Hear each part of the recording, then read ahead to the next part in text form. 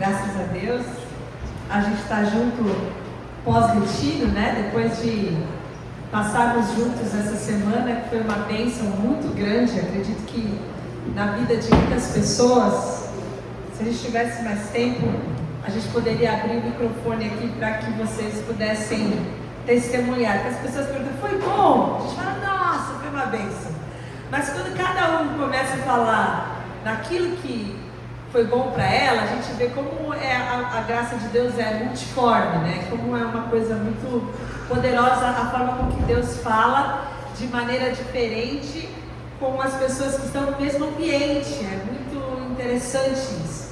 Mas eu tenho uma árdua tarefa nessa manhã de falar em meia hora aqui aquilo que a gente falou em 6 pregações, 5 horas, 6 horas, sei lá. Porque lá a gente já fica mais frio com o horário, né? Então não tem muito tempo determinado. Mas eu queria passar para os irmãos, que os irmãos tivessem a possibilidade de relembrar, e aqueles que não tiveram conosco pudessem estar na mesma página que a gente, as coisas que a gente tratou nesse último retiro, no retiro de 2026. Há alguns meses atrás, a gente, dentro de um contexto sobre uma vida extraordinária, a gente falou sobre uma visão de John Stott, que fala que o homem tem 3 grandes buscas. Que o homem, de uma forma geral, né, ele busca encontrar a Deus, ele busca transcendência. O homem que busca transcendência está buscando algo maior do que a si mesmo. O homem busca encontrar a si mesmo, o homem busca o sentido, o homem busca o propósito da vida.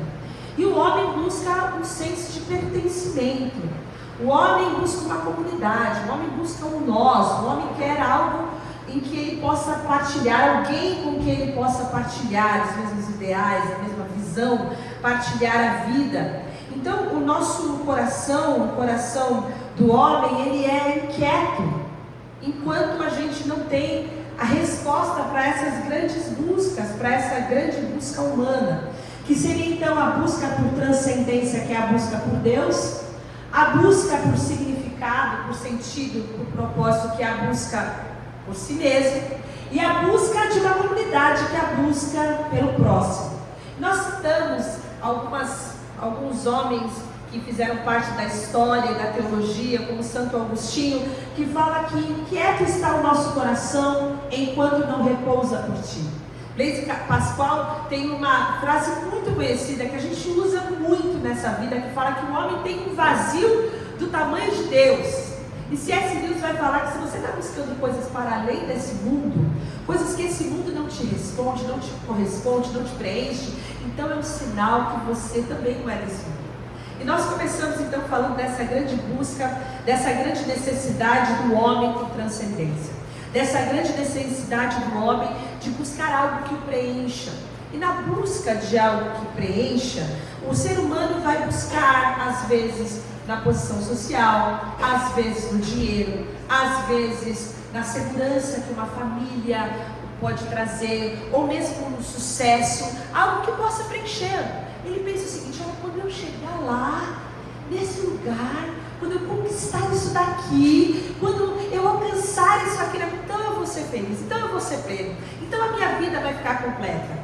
E essa nossa busca por sentido, por preenchimento, ela encontra muitas adversidades. E entre elas, essa angústia, esse anseio e essa inquietação. Isso não é novo. Isso já acontecia lá na época de Jesus. E você vai ler no Sermão da Montanha que essa busca por segurança, por identidade nas coisas desse mundo gera em nós a famosa ansiedade. Você vai encontrar muitas pessoas na sua vida, você vai encontrar muita gente que convive com você, que começou a tomar um remedinho pequenininho assim, desse tamanho, que trouxe uma paz para ela, que ela não estava se aguentando, com crises de ansiedade, com angústias, que fazem parte do tempo presente.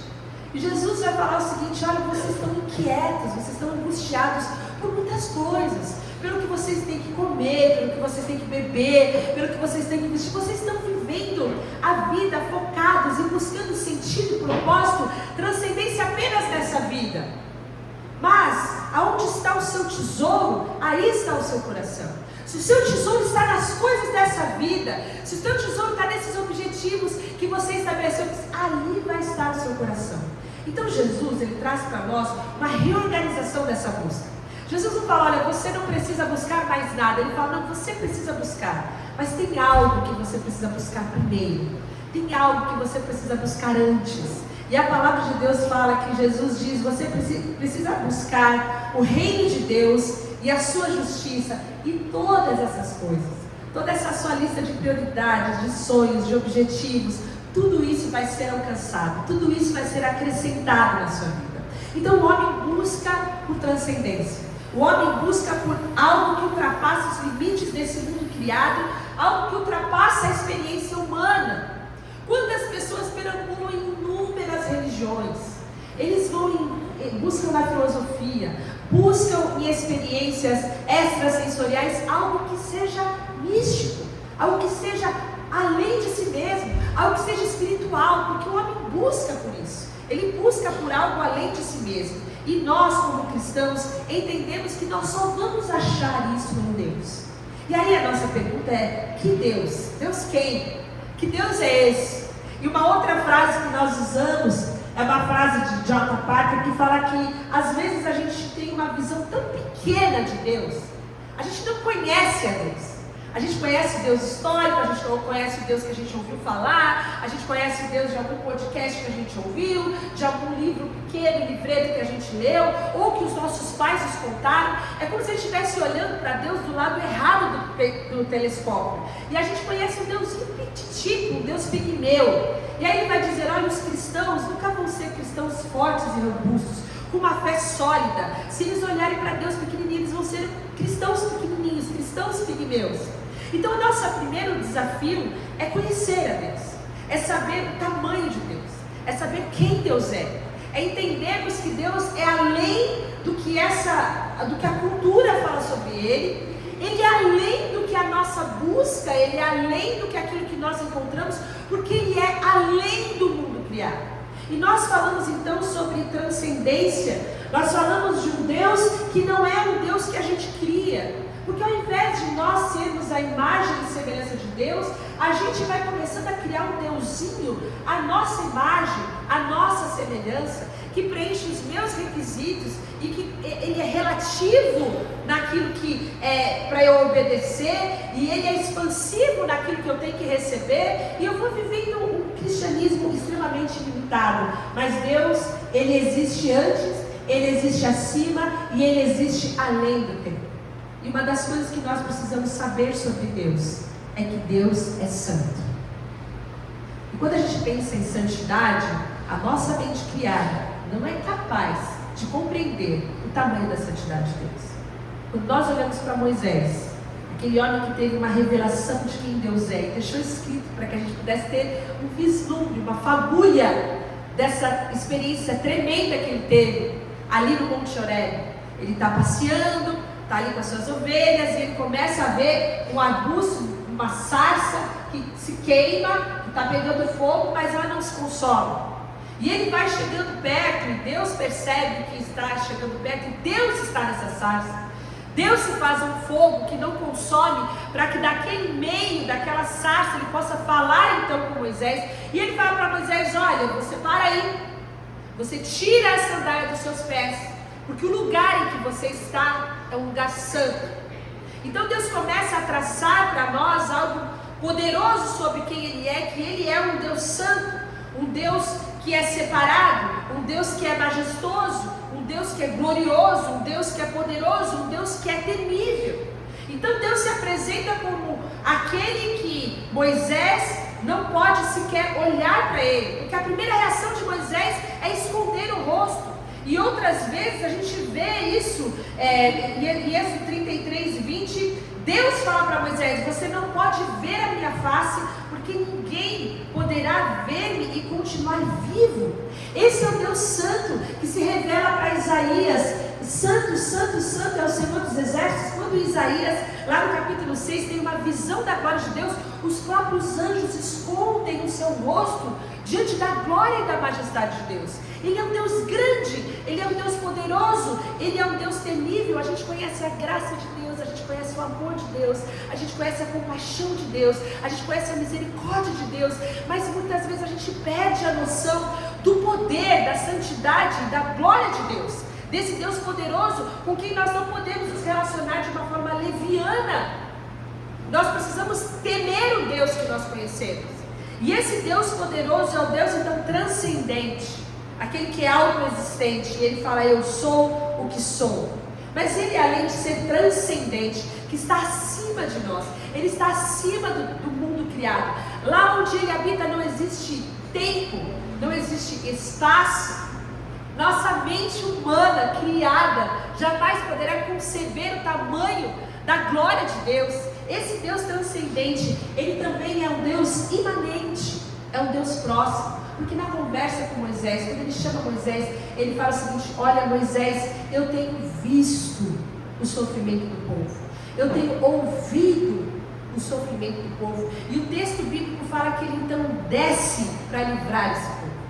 Deus então arregaça as mangas, Ele intervém na história para salvar o povo sofrido. Ele é o Deus que ouve, Ele é o Deus que vê, e Ele é o Deus que se importa, é o Deus que intervém, Ele é o Deus conosco, é o Deus que vem para resgatar, é o Deus que vem para livrar, é o Deus que se importa com a opressão, é o Deus que ouve o clamor. E Deus então vai endurecer o coração do faraó na libertação desse povo, para que o mundo, para que nós hoje, para que toda a humanidade conheça o seu poder, o tamanho do Deus a quem a gente serve. Ele é o Deus que é santo, é um Deus poderoso, é o Deus Yahvé, mas Ele também é o Deus que é próximo. Ele é o Deus santo e próximo, é o Deus que fala: não se aproxime, mas é o Deus que fala: eu desci para livrar você.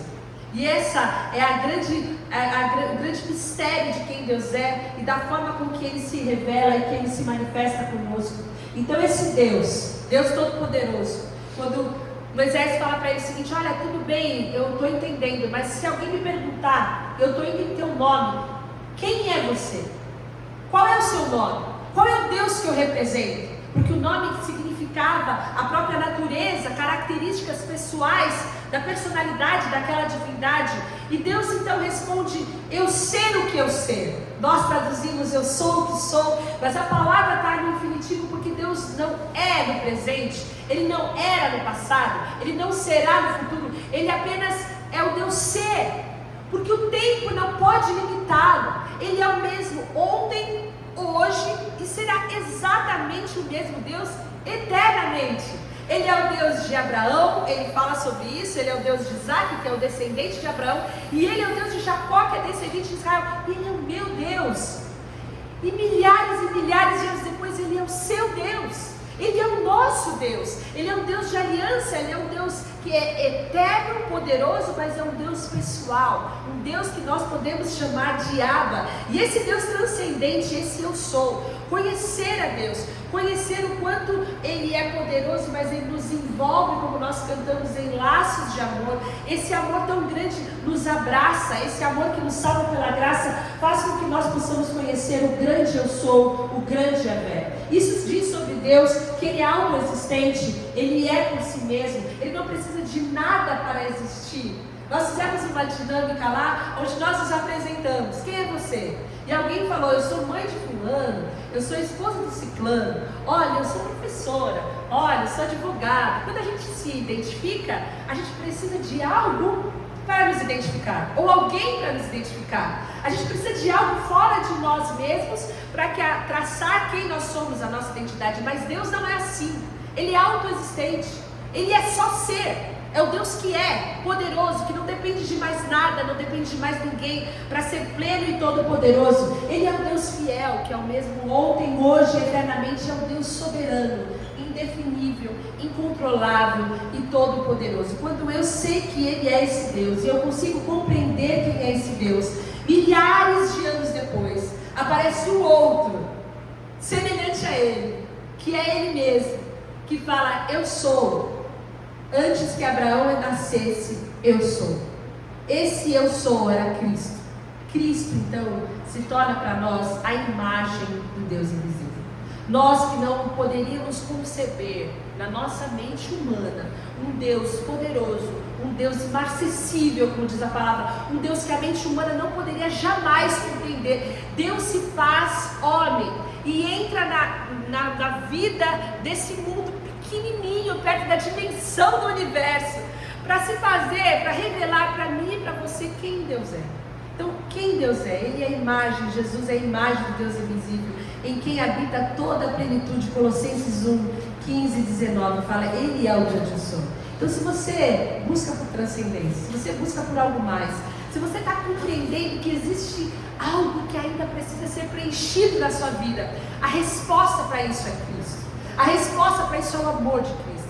A resposta para isso é a graça de Jesus. A resposta para isso é conviver e saber que Ele se faz presente, porque Ele é o Deus Emanuel. Ele habita comigo através do seu doce Espírito. E essa graça, e esse amor, e esse poder entra, invade a minha vida e se torna então algo pelo qual eu posso viver.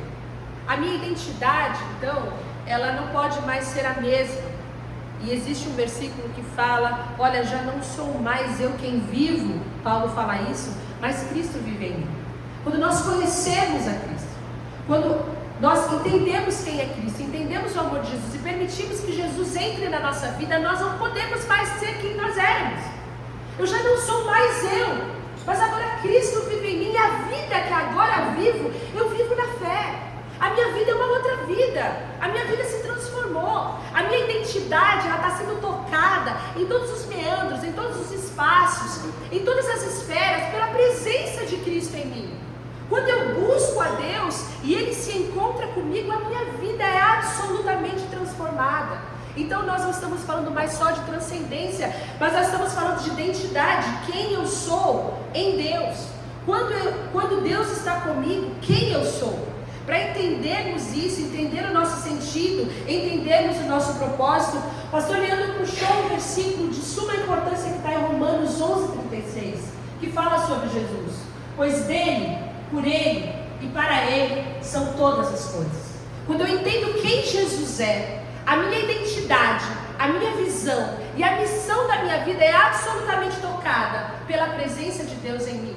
Porque já não sou mais eu quem vivo, mas Cristo vive em mim. Quando eu conheço que Ele é o centro da minha vida, tudo na minha vida flui a partir dEle. Todos os meus propósitos estão centrados nele, e a minha missão é a missão dEle.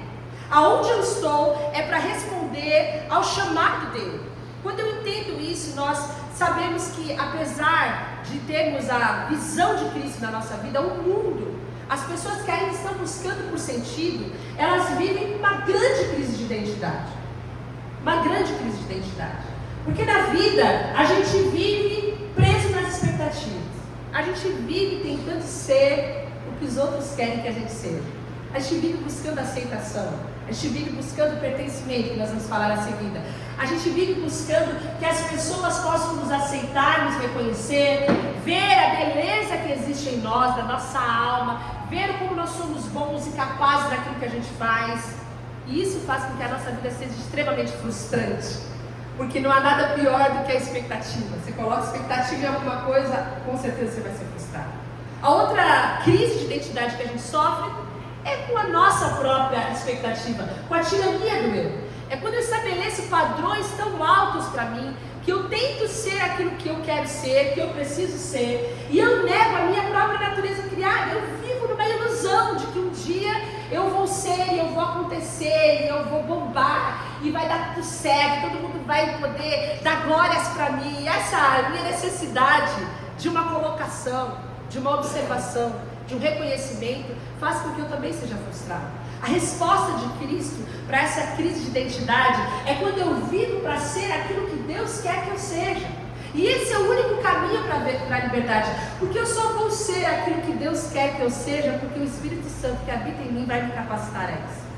Porque todos os padrões humanos, eles são inatingíveis, mas os padrões de Deus são padrões cheios de graça, cheios de bondade, cheios de perdão e cheios da capacitação que vem do Espírito Santo de Deus. Então, quando eu entendo que o princípio da queda é a negação da minha identidade, a minha pergunta não é mais o que eu quero, o que eu desejo, o que eu sonho, para onde eu vou, mas é o que Deus quer, o que Deus deseja de mim. para onde Deus quer que eu vá. Então a presença de Cristo em nós vai trazer uma mudança da minha identidade, vai trazer uma transformação da minha visão e uma possibilidade de eu viver sobre uma nova missão. E isso aconteceu com Moisés também. Moisés estava vivendo a vidinha dele, cuidando das ovelhinhas dele, até que Deus apareceu naquela sarça. E quando Deus aparece, Deus comissiona Moisés. Ele fala: você vai lá, meu povo está oprimido, meu povo está subjugado, meu povo está escravizado, meu povo está sofrendo. O clamor do povo subiu até o céu e você vai ser parceiro comigo na libertação desse povo. E a pergunta de Moisés para Deus foi: mas quem sou eu? Quem que sou eu para libertar esse povo? Quem sou eu? E muitas vezes essa é a pergunta que vem no seu coração, principalmente quando a gente se vê debaixo das grandes demandas da vida, das expectativas da vida, das expectativas das outras pessoas e até de nós mesmos. É quem sou eu? E ali o nosso foco normalmente é no nosso currículo. A gente olha para os nossos erros do passado, a gente carrega a culpa na nossa história, né? E a gente se deixa marcar, a gente se deixa definir pelas coisas que aconteceram e que nem a gente se perdoou daquilo que aconteceu no nosso passado. E muitas vezes o foco é nas nossas limitações, e Moisés está diante de uma grande missão e ele fala: quem sou eu? E Deus poderia levantar a bola de Moisés, não é? A gente não busca uns coaches aí, lê uns livros de autoajuda, vê umas histórias, o pessoal vai para as palestras para poder ser capacitado, e aí o pessoal levanta a tua bola, você é isso, e todo mundo grita, e anda em fila, e tal, porque a pessoa quer se achar o máximo. Mas Deus não fez isso com Moisés. Ele poderia porque Deus viu virtudes em Moisés, assim como ele vê virtudes que nem nós mesmos vemos em nós. Mas a resposta de Deus para Moisés é: eu estarei com você. Você pode ir, você pode viver uma vida de sucesso, você pode viver uma vida de prosperidade, você pode viver uma vida eterna, porque vida eterna é uma vida cheia de graça, de abundância, de alegria, de plenitude hoje. Você pode viver uma outra dimensão na sua vida, mas não é por causa da sua capacitação, não é por causa da sua credencial, não é por causa dos seus acertos e do seu merecimento, é porque eu estou com você. É a presença de Deus na nossa vida que vai fazer com que a gente foque nessa presença, nessa graça e nessa garantia da presença de Deus. Então a segurança na minha vida não está nos meus acertos, não está na minha capacidade, não está naquilo que eu pretendo executar, nos meus sonhos, mas está na presença doce de Deus em mim, nessa presença poderosa de Deus em mim. E a pergunta que nós fazemos então não é mais quem eu sou, mas é quem eu sou quando Deus está comigo. Quem eu sou quando eu digo como Paulo: já não sou mais eu quem vive, mas Cristo vive em mim. Como é a vida do cristão quando o cristão vive debaixo da graça de Deus? Isso é de suma importância de nós respondermos. Porque nunca a gente vai saber o que é ser um cristão de verdade se a gente não compreender a nossa identidade. Às vezes a gente quer ser cristão e a gente quer professar uma fé, mas a nossa vida e a nossa identidade está afincada numa velha vida. É um cristão que fala sobre: o meu jeito é assim, essa é a minha personalidade, as pessoas têm que me aceitar como eu sou, e a gente vai vivendo uma vida nova que é um reflexo da nossa antiga vida. Quando Jesus entra na nossa vida, tudo se faz novo. E essa é a nossa nova identidade, é quem eu sou quando Deus está comigo. E quando nós entendemos isso, a gente entende que existe uma identidade na nossa vocação que é fincada na presença de Deus em nós. A minha vocação, quem eu sou, é resposta, é uma consequência da presença de Deus em mim. O mundo pergunta: quem é você? O que você faz? E a resposta de Deus é: eu estarei com você. Quem eu sou? Eu sou aquele que carrega a presença de Deus na minha vida. Eu sou aquele que é capacitado por Deus. Eu sou aquele que ouve a voz de Deus. Eu sou aquele que responde às direções que o Espírito Santo traz. Eu sou aquele que vive com Deus. Moisés queria uma definição e Deus ofereceu a sua presença. E por quem nós somos quando Deus está em nós? Quando nós estamos nele, nós somos adotados, nós somos eleitos, nós somos redimidos, nós somos selados, nós somos habitados pela presença do Espírito Santo de Deus. Nós carregamos a presença de Deus aonde quer que a gente esteja. Então a presença de Deus em mim vai fazer que eu viva dele, vai fazer que eu viva por ele e vai fazer que eu viva para ele. O que isso quer dizer? Dele, por ele e para ele são todas as coisas. Eu quero pensar rapidamente com você sobre isso. Quando nós falamos que a nossa vida vem dele, quer dizer que Deus é a nossa origem. Atos 17 e 28 fala que nele, em Cristo, nós vivemos, nós nos movemos e existimos. Isso quer dizer que a minha vida não me pertence mais. Eu penso que eu sou dona do meu nariz, eu penso que eu faço da minha vida o que eu bem entender, eu penso que ninguém se mete na minha vida, mas quando eu entendo que a minha vida vem dele, eu não sou dona. Eu sou uma administradora, eu sou uma mordoma, eu sou aquela pessoa que vai funcionar sob o comando. Tudo aquilo que eu digo que é meu, que está no meu nome, que eu tenho escritura, aquilo nada é meu. Aquilo tudo pertence a ele, porque tudo vem dele. A minha responsabilidade é administrar aquilo que ele me dá. O meu trabalho vem dele, meu ministério vem dele, a minha família vem dele. Quando eu reconheço que ele é a fonte, eu passo a viver com uma responsabilidade de refletir Deus em absolutamente tudo aquilo que me pertence. Quando eu entendo que todas as coisas são por meio dele, eu estou dizendo que ele sustenta todas as coisas. Sai de mim aquele peso de que eu tenho que segurar tudo nas costas, de que eu tenho que dar conta de tudo, de que eu tenho que fazer tudo acontecer, de que eu tenho que matar não sei quantos leões por dia. Não, todas as coisas são sustentadas por ele, com mão poderosa. Nada, absolutamente nada foge do seu controle. Eu posso descansar nas mãos de um Deus Todo-Poderoso, que sustenta todas as coisas, que fala que sem mim nós não podemos fazer nada. Então eu deixo de viver uma vida de protagonista, onde eu tenho que dar conta de tudo, para viver uma vida de dependência, de sujeição, de submissão, de santidade.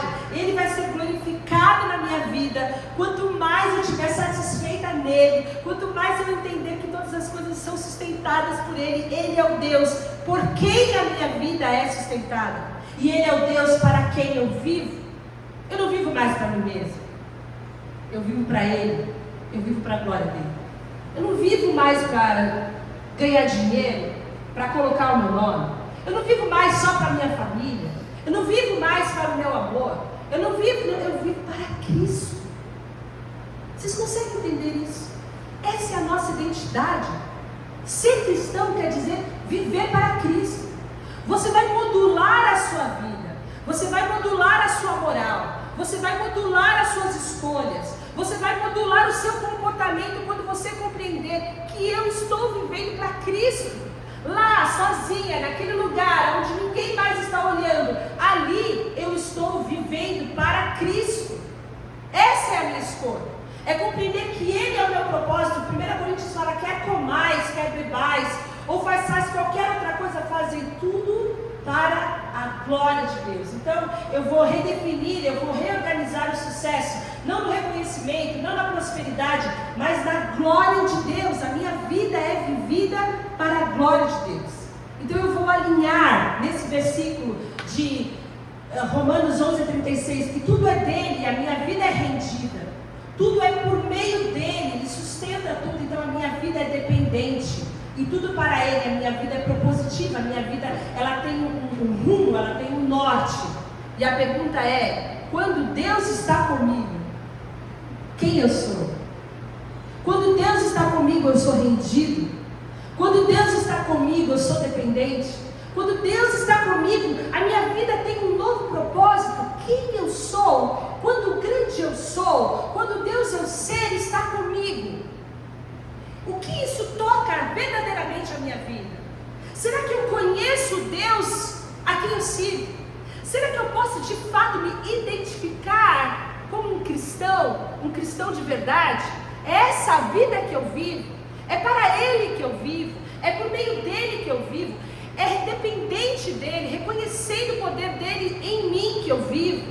Isso traz uma vida alinhada, quando toda a inquietação do meu coração pode ser repousada nele, porque ele é o Deus que sustenta todas as coisas. A minha vida alinhada então quer dizer que eu vou viver uma identidade de filho de Deus. Eu tenho uma nova visão e eu vou viver para a glória de Deus. E na minha missão, enquanto eu caminho, naquilo que eu vivo, naquilo que eu exerço, a glória de Deus vai ser vista. A glória de Deus vai ser vista na minha vida diária. A glória de Deus vai ser vista no meu trabalho, em tudo que eu faço com as minhas mãos, e aonde eu estou plantado, ali a glória de Deus é conhecida. O que é a glória de Deus? O que é a glória de Deus? É a reputação de Deus. As pessoas reconhecerem quem Deus é através do tipo de vida que eu vivo. A reputação de um Deus santo, de um Deus poderoso, de um Deus tremendo. Aonde eu estou, as pessoas sabem que Deus é santo. Aonde eu estou, as pessoas sabem que Deus é amoroso.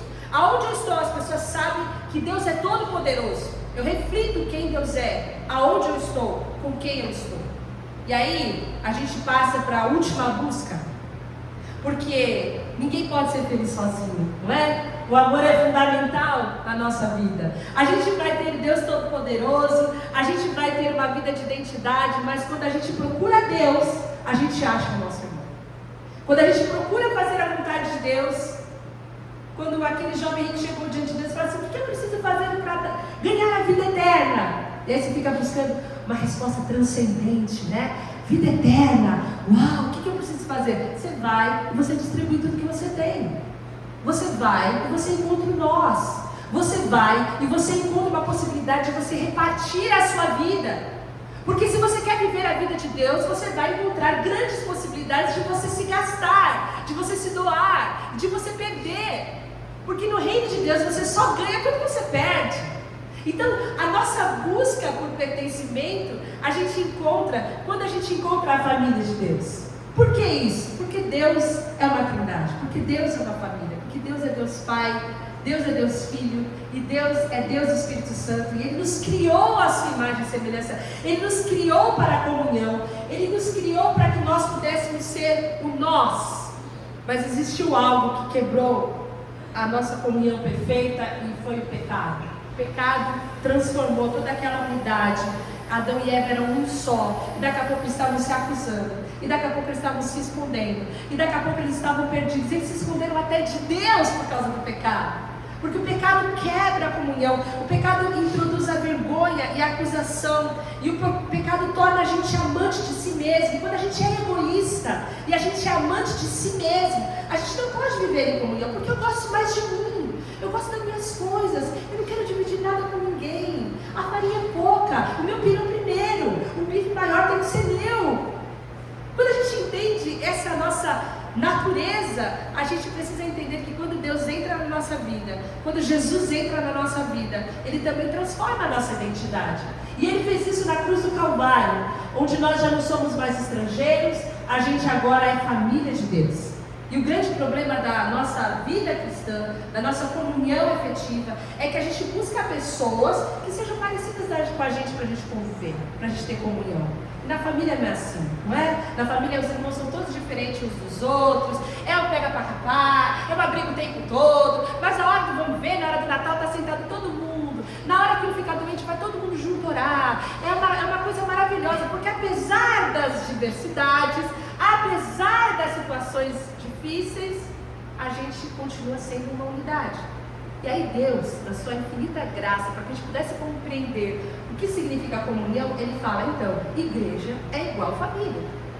Igreja é igual amor de família. Vai ter alguém super diferente de você, alguém que vai te deixar muito bravo muitas vezes, alguém que você não vai querer olhar na cara por outro tantão de vezes, mas esse é seu irmão. Você tem que cuidar dele. Você tem que mostrar o amor por ele. Você é cuidador dele, como diria Deus para Caim. Você vai cuidar dele, você vai zelar por ele, você vai amá-lo. E Deus nos coloca então nessa grande missão de nos amarmos e cuidarmos uns dos outros. O nosso maior impedimento, o nosso maior inimigo para vivermos essa realidade é o eu, é o ego. Que coisa difícil, até mesmo na família, até mesmo nas relações mais íntimas, que é uma relação de casamento, é sempre um grande desafio a gente negar a si mesmo. Marcos 8:34 fala isso. A gente se negar, a gente deixar a nossa razão, a gente deixar todas as nossas vontades, para que a gente possa amar verdadeiramente. Quando a gente compreende que o reino de Deus tem prioridade na minha vida, quando eu compreendo que a minha identidade precisa ser firmada em Cristo, Deus em Cristo foi aquele que nos perdoou, foi aquele que nos amou, nós vamos aprender a amar, porque é nisso que todos são conhecidos discípulos de Jesus. Nós vamos aprender a servir, porque quem quiser ser maior precisa aprender a servir. E nós vamos aprender a perdoar, porque o perdão e o amor são os elos perfeitos que podem nos unir. Mas não é só para nós que essa realidade existe. Existe um chamado para nós vivermos em comunhão, para nós amarmos, mas existe uma grande missão. Na verdade a gente chama de comissão, de envio, de que a gente possa trazer para mais perto da gente mais de nós. Porque apesar de nós termos encontrado Cristo, e Cristo ser a resposta para a nossa vida, por mais que a gente não compreenda e não viva a dinâmica de tudo isso que nós estamos falando hoje, nós temos a nossa vida suprida pela presença do Espírito Santo. Existem outros, iguais a nós, que precisam conhecer Jesus. Existem pessoas que estão com as suas vidas vazias, que são infelizes, que estão buscando em tantos outros lugares, em amizades, nas drogas, na bebida, nas baladas, em relações extraconjugais, tantas situações que o homem pensa que aquilo pode preencher o seu grande vazio. E essas pessoas, na verdade, só estão buscando Cristo. Elas estão buscando aquele que pode transformar as suas vidas, dar sentido para as suas vidas, dar uma nova missão e uma nova missão. E a nossa responsabilidade, então, enquanto nós estamos aqui, é revelar Cristo ao mundo. É sermos aqueles que entendem que, mais do que trazer as pessoas para a igreja, nós precisamos levar o amor de Jesus e o Evangelho aonde essas pessoas estão, porque elas precisam de Jesus. Então a nossa grande missão é que nós agora somos a resposta de Deus ao mundo que está buscando preencher o seu vazio. Deus nos torna como igreja parceiros dele, seus discípulos, aqueles que vão pelo mundo pregando o Evangelho a toda criatura. Nós somos aqueles chamados para ser quem vai levar as novas e boas mensagens do Evangelho.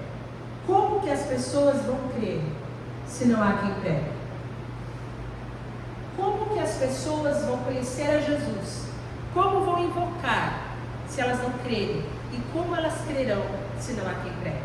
Então nós chegamos diante da nossa nova missão e daquilo que Deus reiteradamente vai colocar e focar no nosso coração, de que nós só estamos nesse mundo por um propósito, de que outras pessoas possam conhecer, de que aquelas pessoas que nós conhecemos possam conhecer. E a grande responsabilidade será que vai passar mais algum cristão na história, na jornada dessas pessoas? Ou você é a única pessoa que conhece Cristo, que está na jornada, que está na vida dessas pessoas, e você vai faltar com a sua responsabilidade, que você assumiu quando você assumiu a responsabilidade de ser um cristão, e não vai levar o Evangelho para essa pessoa que você ama, que come na sua mesa, que viaja com você, que você ouve, que você troca meme, que você se diverte. As pessoas precisam do amor de Jesus. As pessoas precisam da resposta que está em mim, que está em você, porque o Espírito Santo habita em nós.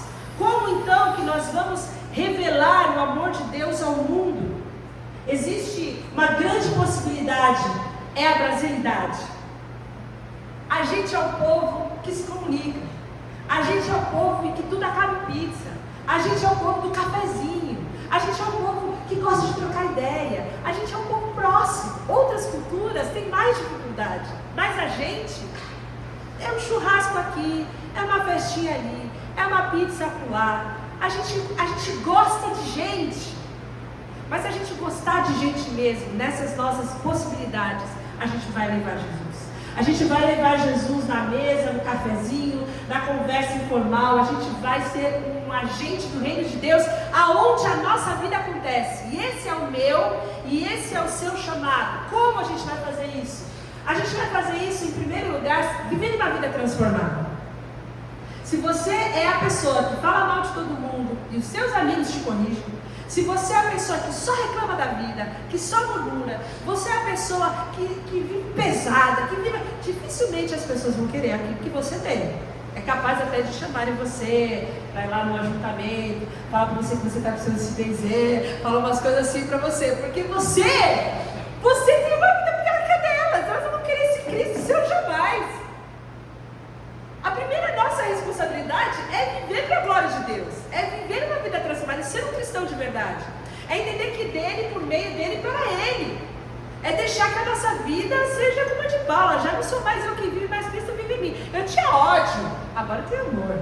Eu era irritado, agora eu tenho paciência. Olha, eu era desconfiado, agora eu sou uma pessoa cheia de compaixão, que entrega, que abre a minha vida. A nossa vida precisa ser transformada, é a primeira coisa. As pessoas precisam querer aquilo que você tem. A segunda coisa é que nós precisamos ter a palavra de Deus sendo proclamada. A gente precisa falar. Não vai ter jeito, não vai ter como. Eu até brinquei no retirado, se você não sabe falar, aprende. Você precisa falar de Jesus. Você precisa levar o amor de Jesus. Você precisa falar sobre a cruz. Você precisa falar sobre o perdão. Você precisa falar sobre a graça. Você precisa falar sobre a forma maravilhosa que Deus nos ama, independente de quem nós somos, que não é por merecimento, que você não precisa subir com o joelho em cima do milho para você. Não, é tudo graça. Você precisa compreender e poder expressar a graça de Deus. Você precisa saber que você tem que viver um amor prático. Porque se você é um sujeito egoísta, um sujeito que só quer se dar bem, só quer tomar, só quer levar, e você não é aquele que serve, aquele que ama, aquele que ajuda, aquele que está próximo, você não vai revelar o amor de Jesus, porque a palavra fala que o mundo só vai conhecer a gente como parte de Deus, como discípulo de Deus, se a gente se amar. E o amor é prático. O amor é na carona, o amor é entrega, eu já caminho o meu, você quer dividir comigo o seu serviço, eu posso te ajudar. O amor, eu vou fazer uma oração por você. O amor é prático, o amor é de verdade. E nós precisamos entender que nós somos capacitados pelo Espírito Santo, que é o Espírito quem age em quem está ouvindo, e é o Espírito quem age em quem está falando. É Ele que convence e é Ele que capacita. E por último, a nossa vida, a nossa comunhão, o nosso senso de pertencimento, o nosso amor vivido aqui vai ser suficiente para que o mundo queira conhecer mais esse amor e mais de Cristo. Então, quando Deus eu sou, o Deus Todo-Poderoso, o Deus transcendente, mas o Deus imanente, entra na nossa vida, Ele muda a nossa história. Ele muda o nosso modo de pensar, Ele muda o nosso modo de falar, Ele muda as minhas escolhas, Ele muda o meu comportamento, Ele me transforma numa nova criação. E essa nova vida minha é a resposta para o mundo perdido que não conhece Cristo.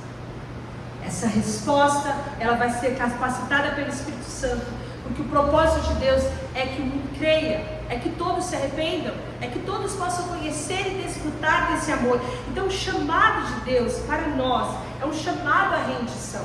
É um chamado à entrega, é um chamado à missão, é um chamado a nós nos importarmos mais com os outros, importarmos com os perdidos e com aqueles que não conhecem Jesus. É entender que a transcendência que nós buscamos vai fazer com que a gente se renda a quem Deus é.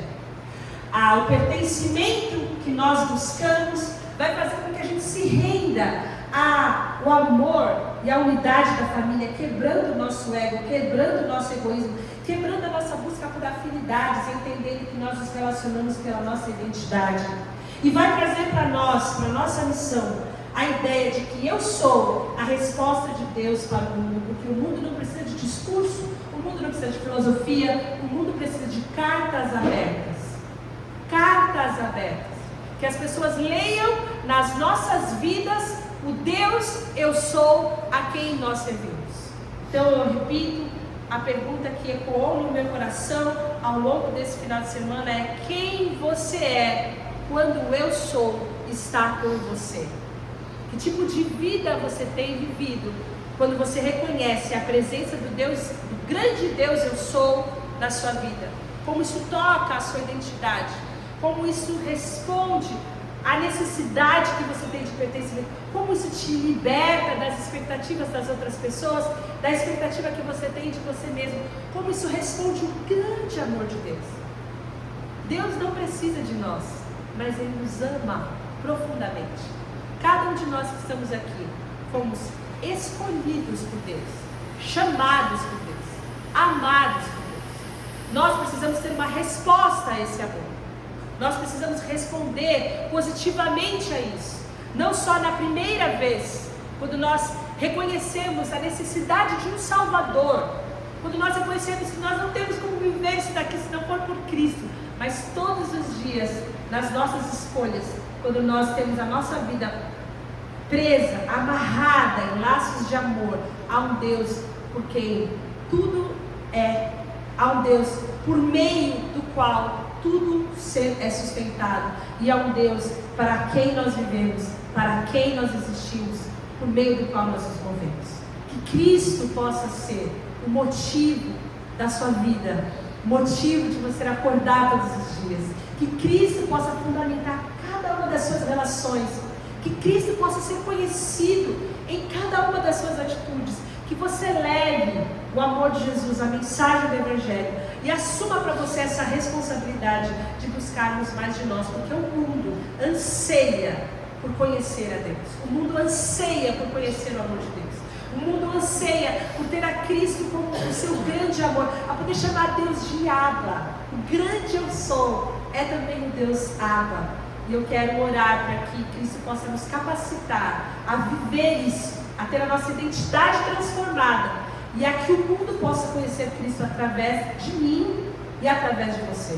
Não fuja, não fuja das demandas que Deus vai colocar na sua vida. Não fuja das pessoas que vão vir buscar Cristo perto de você. Seja uma resposta, assuma a sua responsabilidade, assuma a sua missão. O mundo precisa de cristãos posicionados, que levem o reino de Deus, que levem o amor de Jesus aonde nós estamos. Que Cristo possa ser a resposta através de cada um de nós. Em nome de Jesus, vamos orar. Senhor, nós te agradecemos porque o Senhor nos escolheu. E nós estamos diante de Ti com o nosso coração apertado, porque nós sabemos o tamanho da grande missão para o qual cada um de nós fomos comissionados.